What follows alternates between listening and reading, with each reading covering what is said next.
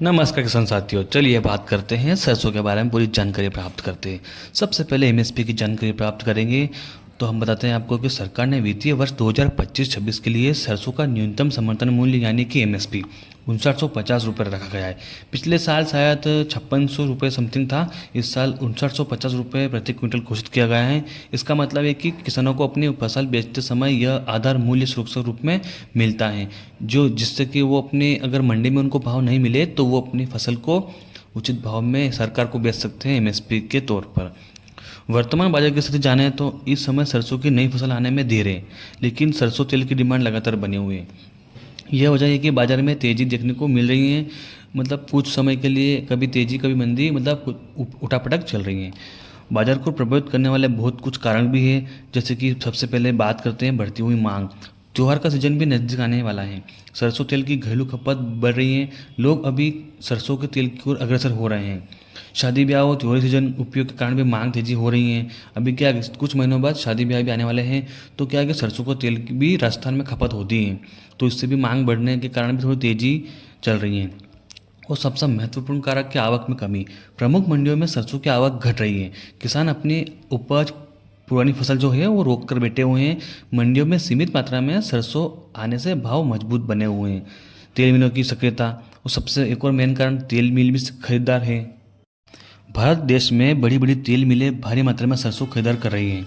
उन्हें सरसों तेल की खपत पूरी करनी है, इसलिए मंडियों में अच्छी खरीदारी हो रही है। यही वजह है कि दामों में उछाल साफ दिखाई दे रहा है। न्यूनतम समर्थन मूल्य का असर भी दिखाई दे रहा है। एमएसपी 5950 होने से किसान के लिए एक सुरक्षा बनी हुई है। व्यापारी भी इस रेट को ध्यान में रखकर खरीदारी कर रहे हैं। इससे सरसों का भाव एमएसपी से ऊपर जाने की संभावना ज़्यादा है। और आगे का बाजार जानकारी प्राप्त करते हैं। आगे का बाजार रुझान क्या उम्मीद है, इसके बारे में अपन पूरी जानकारी प्राप्त करेंगे। अगर आवक कम रहती है तो और मांग लगातार बनी रहती है तो सरसों के दाम आने वाले समय में और बढ़ सकते हैं।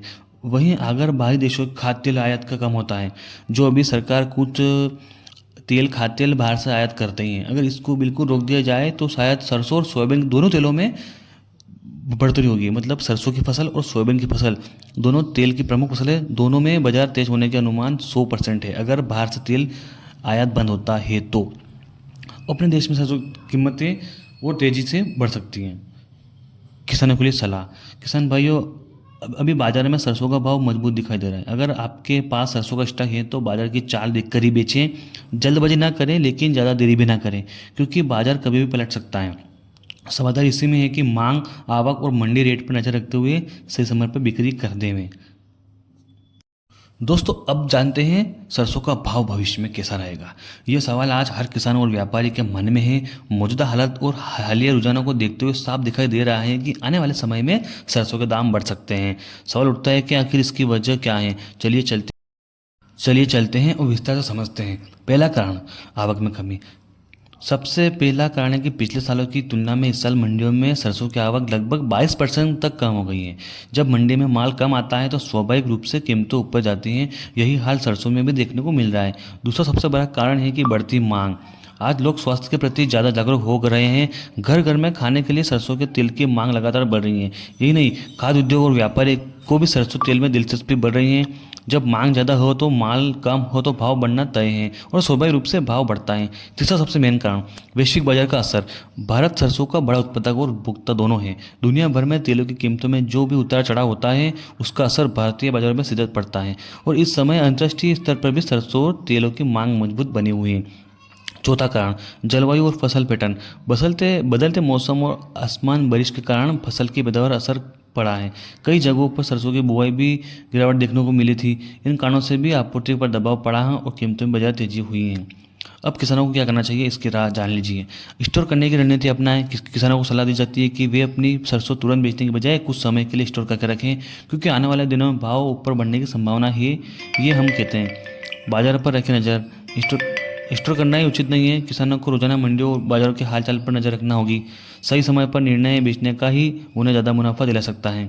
मांग आपूर्ति विश्लेषण करें। किसान भाइयों, अगर आप मांग और आपूर्ति के रुझानों को समझेंगे तो अपनी फसल को सही रेट में बेच पाएंगे। अब जान लेते हैं निष्कर्ष।